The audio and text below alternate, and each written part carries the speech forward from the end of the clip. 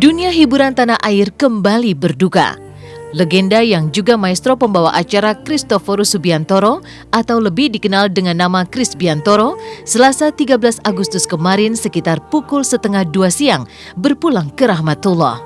Seniman senior itu dikabarkan meninggal dunia pada usia 75 tahun akibat serangan jantung.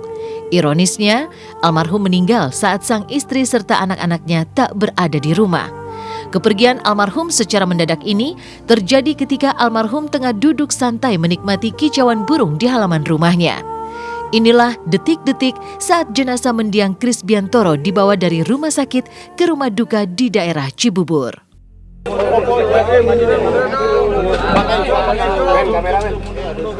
Yang bawah.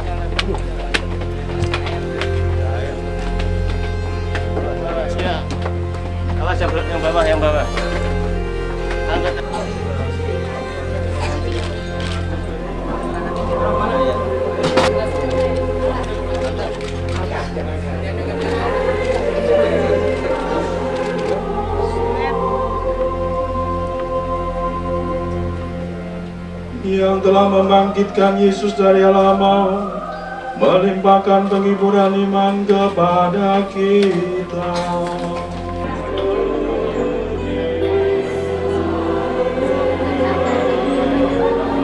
Saya masih nggak mungkin Bapak dipanggil cepat begitu. Ya sedih sih, nggak bisa ninggalin sampai terakhir. Kayak itu saya cium juga saya bilang, Bapak aku nggak nunggu, bilang gitu semua. Tapi ya mungkin caranya beliau lah ya.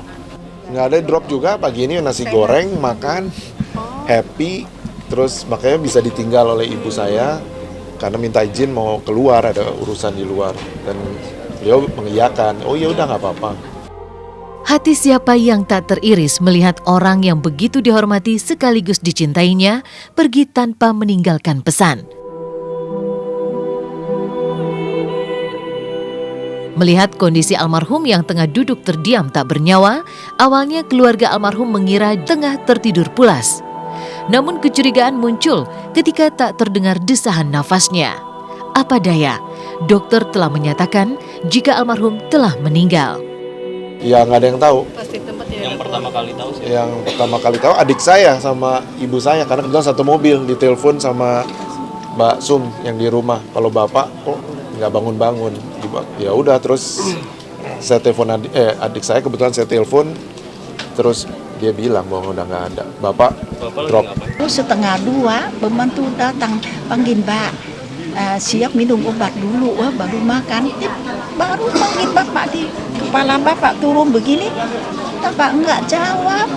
Aku takut panggil saya pulang dipanggil dokter dari klinik datang. Sudah Bapak pergi. Jadi sama sekali tidak. Pagi-pagi masih mandi sendiri. Selama ini mandi sendiri terus. Tidak ada. Malam tetap bersama saya. Selama ini tidak ada problem sama ginjal, kan dipakai CAPD tidak ada, cairannya keluar bagus sekali. Tapi jantungnya memang kira-kira bulan ini sebelum belakangan ini agak sesek sedikit. Walau tak ada yang menduga kapan ajal akan menjemput, kabarnya almarhum telah memberi sinyal akan kepergiannya. Tanda-tanda itu antara lain adalah ketika almarhum memberi izin untuk menebang semua pohon yang berada di rumahnya. Bahkan sesaat setelah merayakan ulang tahunnya yang ke-75 pada bulan Maret lalu, almarhum tiba-tiba saja mengajak foto bersama sahabatnya yang ikut hadir dalam pesta ulang tahunnya. Sayang, tanda-tanda itu baru bisa dinalar ketika almarhum telah pergi. 2 hari belakang tadi pagi juga pesen pohon-pohon gede diboleh potong semua jadi rumahnya terang. Terus dulu enggak boleh karena Bapak tanam sudah puluhan tahun, mangga segala macam tidak boleh, tapi sekarang kasih tadi pagi boleh potongin, bersihin pohon jadi kunamnya itu besi, hanya itu. Cuman bicara sama teman-teman, ada makan sama Om Kus, Mas Didi, Om Kus Hendratmo, Mas Didi, siapa lagi? Aduh lupa deh. Ada banyak lah makan-makan. Diusulin untuk ada pertemuan ini setiap ulang tahun Bapak. Tapi beliau bilang, ayo mumpung foto-foto mungkin ini yang terakhir. Sebagai salah satu pionir dunia pertelevisian yang kerap membawakan lagu Dondong Opo Salak ini, semasa hidupnya almarhum begitu mengagumi nilai-nilai patriotik, mengingat dirinya pernah menjadi relawan di Irian Barat. Kecintaannya yang begitu tinggi pada tanah air ini membuat ia berwasiat pada keluarganya agar jika kelak dirinya berpulang menghadap Sang Halik, ia ingin jasadnya dikremasi dan abunya dibuang di laut. Rencananya kremasi jasad almarhum akan dilaksanakan pada 15 Agustus mendatang. Saat kremasi, almarhum akan memakai seragam militer. Beliau sih orangnya nggak mau nyulitin aja ya. Beliau senang air dari kecil dan makanya beliau perenang. Jadi mungkin itu maunya beliau untuk kembali ke air kali ya. Saya nggak tahu juga karena beliau nggak pernah cerita itu ke saya. Tapi beliau cerita ke ibu saya dan beliau menulis itu menyampaikannya ke ibu saya. Bapak hanya pesen bapak mau kremasi, jadi nggak repot, nanti kasihan anak hari tengok. Kris Biantoro lahir di Magelang, Jawa Tengah pada 17 Maret 1938. Ia pernah hijrah ke Australia pada tahun 1964 sampai tahun 1971 dengan menjadi staf KBRI di sana.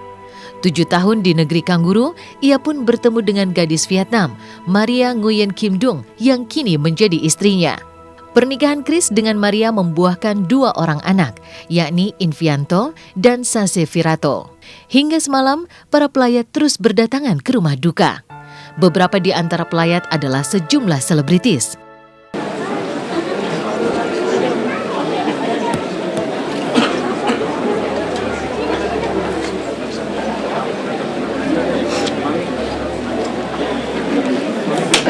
Selamat jalan. Terima kasih atas segala apa yang kau berikan pada kami. Yang dia katakan dia akan mendapat uang banyak. Karena waktu itu dia mau bikin apa begitu katanya, uang itu Mbak Tik yang pegang ya, urusin itu musik. Saking di sininya dia itu masih masih punya tanggung jawab untuk itu semua. Karena dia terus terang melihat generasi sekarang itu banyak yang agak lepas dari kendali. Selamat jalan, merdeka. Saya dapat warisan boneka-boneka macam-macam. Ada ini buat kamu, ini buat bapak gitu, dapat warisan, lucu sekali memang. Dan ada boneka, ada macan-macanan gitu karena dia selalu humoris. Salah satu yang meramalkan warkop bakalannya booming dan bakalan menjadi yang terhebat itu Kris Biantoro. Bahkan kalau saya boleh jujur, dari seluruh senior yang ada, yang support warkop itu hanya Om Kris. Sebelum kepergiannya menuju peristirahatannya yang terakhir, telah berjuang melawan sakit ginjal yang telah menderanya hampir separuh hidupnya selama 39 tahun lamanya. Dengan penuh kesabaran, sang istri merawatnya dengan penuh cinta. Dalam wawancaranya beberapa waktu lalu pada bulan Juni 2011, seniman serbabisa ini bertutur tentang upaya melawan sakit sama halnya dengan berjuang hingga titik darah penghabisan. Ini tuh. Sedikit. Berpisah denganmu telah membuatku semakin mengerti betapa indah saat bersama. Apakah saya terus nggak mau berbuat apa-apa? Apa yang saya bisa kan saya kerjakan. Sebagai orang yang ikut perang tahun 45 dulu, semuanya adalah sampai titik darah yang terakhir. Maka beberapa kali saya salah ditangani oleh beberapa rumah sakit. Ada yang pakai, macam-macam. Saya nanti baca buku itu. Memang kasihan, sakit sudah lama, 39 tahun. ketika 9 tahun. Tapi bapak semangatnya kuat sekali, saya harus bilang. Selamat jalan kekasih, kaulah cinta dalam hidupku. Dari UGD itu dicek beberapa hal ya, terus langsung dibawa ke HCU. Sampai hari ini masih di HCU.